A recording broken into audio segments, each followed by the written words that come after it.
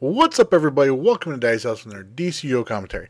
Today I'm bringing you this video today to talk about some of the stuff that we learned from the DCUO Source cast live stream that I did with my buddy Trex Friday night, where we had Meps, who is the community manager for DCUO, and Jens Anderson, who is the creative director for DCUO. Both of them were nice enough to come on to the show. Spent almost 2 hours with us, just kicking back and talking about DLC 5 and Update 18. See, now that DLC 5 is on the PC test server, we're learning some new things about it. I'll share those with you guys real quick here. Real quick, though, some of the things that I wanted to share with you guys about DLC 5 is how exactly the operations are going to work. And the way the operations are going to work is basically you're going to get into a group of 4 or 8 people, and then you will queue into these instances. You'll start off inside of an instance where you'll either be helping Dr. Fate if you're a hero, or helping Faust if you're a villain. And once you complete that instance, you have to go out into the open world to go out there and basically continue the whole operation thing. They're not calling them raids anymore. They're calling them operations. They're not even calling them alerts anymore either. I don't think they're calling them duos either. Everything's an operation now. It's all 2-man, 4-man, or 8-man operations now. So that's the way they're doing it now. To answer a few of the questions I know a lot of people have out there, no, they are not introducing a Tier 5 gear. This means that we are going to be getting Marks of War, though, with this all this new content we're getting. So this is a good thing, I think. It gives us more content where you earn Marks of War, so people can work on getting their T4 without having to constantly use replay badges on gates. Also, as in regards to gear, though, there is going to be some new gear. Pay attention to this video here. I'm going to, somewhere in this video here, I've got a picture of what the new gear looks like, and it's freaking sweet as hell. I will definitely make sure I throw that in for you guys here later on in this video. But the new gear is considered Tier 4.25. They jokingly said it was 4.317, but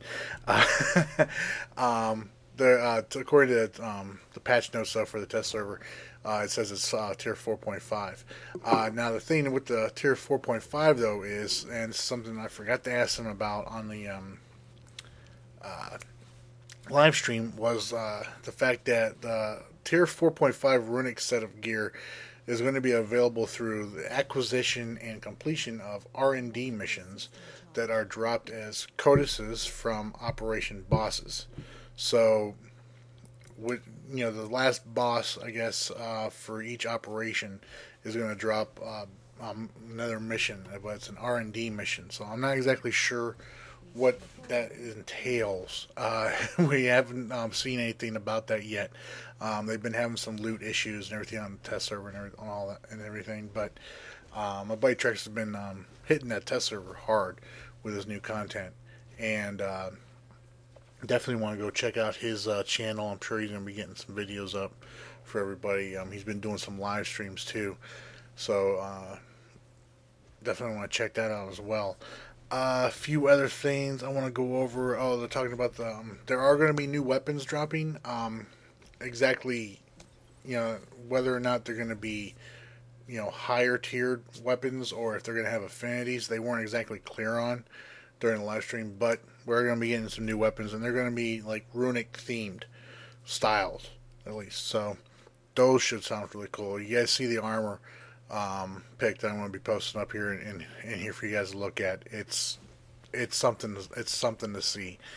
Trust me, if the weapons look that good, it's going to be awesome. Also, for Legends, we're getting Felix Faust and Dr. Fate for Legends PvP. Those are going to cost Marks of Legend, according to the test server. I've seen that they are going to cost 140 Marks of Legend each.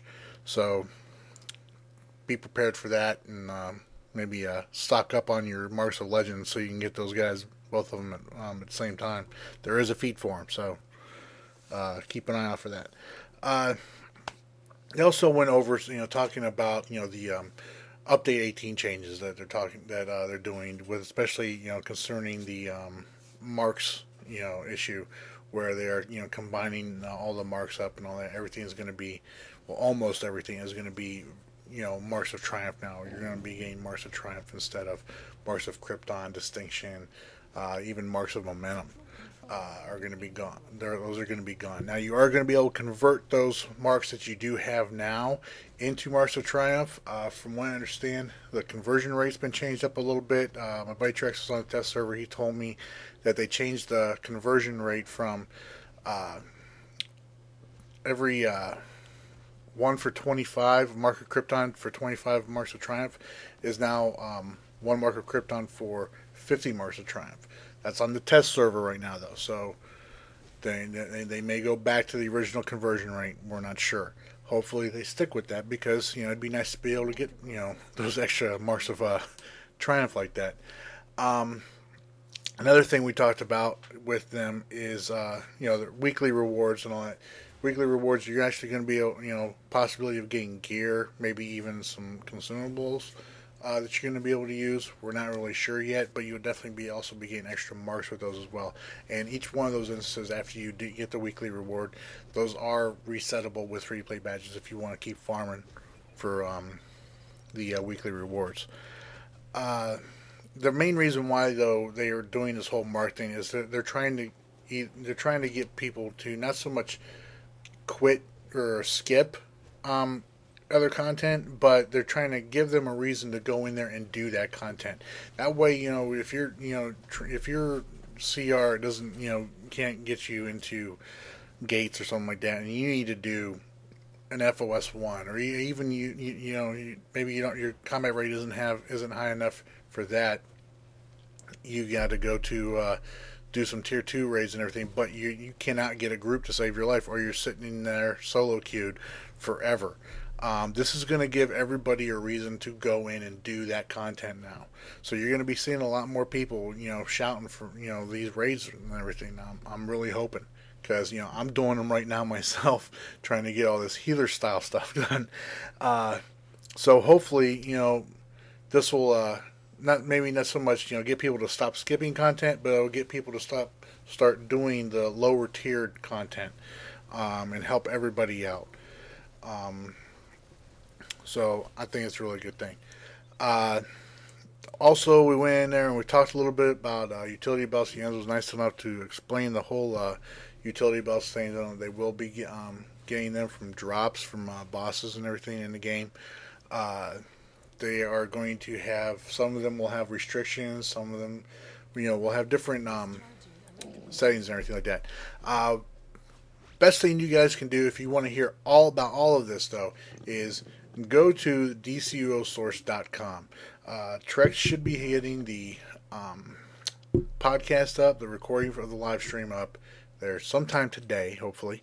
And that way you guys will be able to go in there and listen and hear everything that Meps and Jens told us about the DLC 5 and Update 18 info. Alright, so make sure you guys go check that out. Here comes the pick for you guys to all look at. I promised you it was going to be awesome looking, and it is. Those freaking suits look beastly. I can't wait to get my hands on some of them. And hopefully, maybe tweak up my look on Superpatriot a little bit. Alright? Let me know what you guys think in the comments below, though. If you liked the video, please do so by giving it a thumbs up. And if you haven't done so already, please subscribe. Until next time, y'all, take care. Bye.